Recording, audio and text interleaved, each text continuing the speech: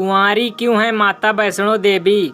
माता वैष्णो देवी के भक्त दुनिया भर से आते हैं और माता से मनोकामना पूर्ति का वरदान लेकर जाते हैं। माता वैष्णो देवी के मुख्य भवन पर पहुंचने से पहले एक अर्धकुमारी गुफा आती है जहां से भक्तों को रेंग कर पार करना होता है। कहते हैं माता वैष्णो देवी के भक्तों के लिए यदि हर बार संभव ना हो तो भी कम से कम एक बार तो अर्धकुमारी गर्भ गुफा से पार जरूर कर लेना चाहिए। धूमावती माता और एकाध अन्य माता के स्वरूपों को छोड़ दे तो माँ जगदम्बा ज्यादातर जगह सुहागिन रूप में ही पूजी जाती हैं। माता वैष्णो देवी में सिंदूर चढ़ता है, सुहाग का आशीर्वाद भी मिलता है, परंतु माता कुंवारी रूप में हैं। माता वैष्णो के भक्तों को यह जानने की इच्छा जरूर होगी कि ऐसा क्यों है। इसके पीछे एक पौराणिक कथा आती है, वह हम आपको सुनाएंगे। आप सभी भक्तों से विनती है कि हमारे चैनल को सब्सक्राइब जरूर कर दीजिएगा ताकि माता वैष्णो देवी के ज़्यादा से ज़्यादा भक्त तक यह जानकारी पहुंचाई जा सके। कथा इस प्रकार से है। त्रेता युग की बात है। दक्षिण भारत के रामेश्वरम में समुद्र तट पर एक सुंदर गांव था। रत्नाकर पंडित यहीं रहते थे। रत्नाकर शिव जी और मां आदिशक्ति के बड़े भक्त थे। गांव शहर में रत्नाकर का मान तो बहुत था पर कोई संतान न थी। रत्नाकर की पत्नी हमेशा मां आदिशक्ति से संतान की गुहार लगाती रहती थी। उन्होंने लगातार कई वर्षों तक मां की पूजा अर्चना की। कई सालों से संतान ही रत्नाकर की पत्नी की प्रार्थना एक दिन मां ने सुन ली। वह गर्भवती हुई तो एक रात रत्नाकर के सपने में एक बालिका ने आकर कहा, मैं तुम्हारे घर आ रही हूँ, पर एक शर्त है, मैं जो कहूँगी करना चाहोगे, रोकोगे नहीं। पुजारी और सिद्ध पंडित रत्नाकर को यह आभास हो गया कि मां आदिशक्ति के शतरज और तम को दिखाने वाले तीन रूप महासरस्वती, महालक्ष्मी और महादुर्गा ने मिलकर ही इस कन्या का रूप लिया है। नियत समय पर इस दिव्य कन्या का जन्म हुआ। रत्नाकर को यह भी पता चल गया था कि यह कन्या मां आदिशक्ति ने धर्म की रक्षा के लिए प्रकट की है। रत्नाकर उसी भाव से कन्या का लालन पालन करने लगे। तीनों महाशक्तियों के मिलन के उस स्वरूप को उन्होंने त्रिकुटा नाम दिया। त्रिकुटा का स्वभाव जन्म से ही अनूठा था। बचपन से ही वह पूजा पाठ और धार्मिक कार्यक्रमों को देखकर प्रसन्न होती। अभी 10वां साल शुरू भी नहीं हुआ था कि त्रिकुटा को यह पता चल गया था कि भगवान विष्णु ने भगवान श्री राम के रूप में धरती पर अवतार ले लिया है। त्रिकुटा ने यह व्रत ले लिया कि वह भगवान श्री राम से ही विवाह करेगी, अन्यथा आजीवन अविवाहित रहेगी। त्रिकुटा ने अपने पिता से कहा कि वह रामेश्वरम के तट पर रहकर तपस्या करना चाहती है। शर्त के मुताबिक रत्नाकर ने उसे नहीं रोका। 10 बरस की उम्र से ही त्रिकुटा समुद्र तट पर एक कुटी बनाकर रहने लगी। वह भगवान श्री राम को पति मारकर उनको पाने के लिए कठोर तप करने लगी। इसी तरह घोर तप करते त्रिकुटा को बहुत बरस बीत गए। सीता हरण के बाद भगवान श्री राम लक्ष्मण के साथ दलबल लेकर सीता की खोज करते हुए रामेश्वरम पहुँचे। श्री राम को पुल बांधने तक यहाँ ठहरना था।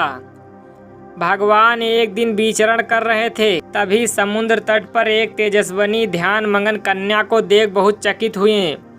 उस कन्या के ओज और आभा से वह स्थान अलग ही रोशनी से प्रकाशित हो रहा था।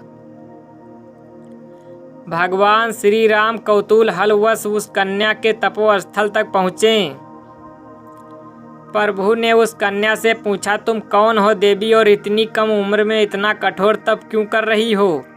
ऐसी क्या अभिलाषा है जिसके लिए ऐसा घोर तप करने को विवश हो?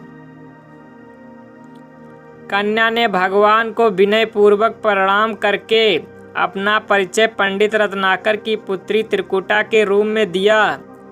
फिर अपनी प्रतिज्ञा बताई। त्रिकुटा जान गई थी कि उनके सामने साक्षात भगवान श्री राम ही खड़े हैं, इसलिए उन्होंने निवेदन किया कि आप मुझे पत्नी के रूप में स्वीकार कर लें। इस पर भगवान श्री राम ने कहा, यह संभव नहीं है। मैं एक पत्नीक रहने के संकल्प से बंधा हूँ।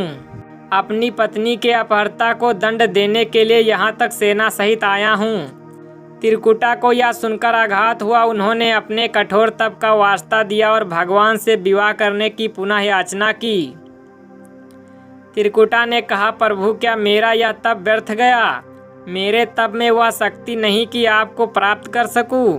मेरा तप अभी कम है तो मैं इसे और कठोर करूंगी और तब तक जारी रखूंगी जब तक मेरी अभिलाषा पूरी नहीं हो जाती। त्रिकुटा को इस बात से बड़ी प्रसन्नता हुई कि उनका तप सफल है। भगवान ने उन्हें वर्ण एक आश्वासन दिया। अब उन्हें अपने स्वामी की प्रतीक्षा में उत्तीर्ण होना है। इस प्रसन्नता के भाव से भरकर त्रिकुटा का उत्साह और बढ़ गया। उन्होंने और कठिन तप करना आरंभ किया। उनके तप का प्रभाव ऐसा था कि उनकी कूट के आसपास का पूरा क्षेत्र एक अलग प्रकाश से प्रकाशित होता था। भगवान श्री राम ने रावण के साथ युद्ध कर उसे हराया। विभीषण को लंका का राजा बनाकर अपनी पत्नी, भाई और समस्त सेना के साथ वहां अपने नगर को लौटने लगे। प्रभु लंका के विजय के बाद पुष्पक विमान पर सवार होकर लौट रहे थे। उन्हें त्रिकुटा को दिया अपना वचन भी पूरा करना था। रामेश्वरम के तट पर पहुंचते ही भगवान ने विमान रुकवा दिया। श्री राम ने एक अत्यंत बूढ़े ब्राह्मण का वेश बनाया और देवी त्रिकुटा के पास पहुँचे। प्रभु उनके पास कुछ पल रुके पर त्रिकुटा उन्हें पहचान ही ना सकी। भगवान ने उन्हें अवसर दिया पर उनकी लीला को देवी त्रिकुटा भांप ना पाई। तब भगवान श्री राम अपने असली रूप में आ गए।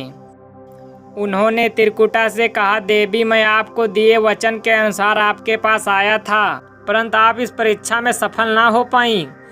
वैसे भी इस जन्म में सीता से विवाह कर मैंने एक पत्नी व्रत का प्रण लिया है, इसलिए तुम्हारे साथ विवाह तो असंभव ही था। देवी त्रिकुटा कुछ निराश हो गई। भगवान ने उनकी मनोस्थिति समझ ली और मधुर वचन में बोले। भगवान ने कहा, आपको निराश होने की आवश्यकता नहीं है। आपका संकल्प पक्का है, इसलिए मैं इसे खाली नहीं जाने दूंगा। इस युग में मैं व्रतधारी होने के कारण विवश हूँ। कलयुग में मैं जब कल्कि के रूप में अवतार लूंगा तब तुम्हें अपनी पत्नी के रूप में अवश्य स्वीकार करूंगा। तब तक तुम हिमालय स्थित त्रिकुट पर्वत पर जाकर तप करो और मेरे अवतार की प्रतीक्षा करो। भगवान श्री राम यह वरदान देकर चले गए। त्रिकुटा श्री राम से मिले इस वचन से अत्यंत प्रसन्न थी। उन्होंने प्रभु के आदेशानुसार संसार के कल्याण का संकल्प लिया। त्रिकुटा उत्तरी भारत के मणिक पर्वत श्रृंखला की 3 पहाड़ों वाले त्रिकुट पर्वत पर तप के लिए आ गई। वहीं माता वैष्णो देवी के नाम से विराजमान है। श्री हरि का वरदान होने के कारण वैष्णो माता भक्तों की सभी मनोकामनाएं पूरी करती हैं। इसलिए माता का स्वरूप कुंवारी का है। वह श्री हरि के कल्कि अवतार की प्रतीक्षा कर रही हैं। उस अवतार के बाद भगवान उन्हें स्वीकारेंगे और संभव है माता वैष्णो देवी को किसी अन्य धाम पर भी स्थान दें और उन्हें कुछ अन्य दायित्व भी दें। यह कथा लोक श्रुति पर आधारित है और दक्षिण भारत की बहुत प्रसिद्ध लोक श्रुति है। माता वैष्णो देवी के श्रद्धा पूर्वक भक्ति के साथ आने वाले भक्तों की मनोकामना अवश्य पूर्ण होती है। माता के मंदिर में ही ऊपर भैरवनाथ की गुफा है। यह भैरवनाथ शिव स्वरूप भगवान भैरव नहीं है, बल्कि एक अघोर हठी साधु भैरवनाथ है। भैरवनाथ को नाथ पथ का साधक भी माना जाता है। उसी नाथ पथ का साधक जिससे योगी आदित्यनाथ आते हैं। नाथ पति भी शिव जी के अंश से निकले हैं।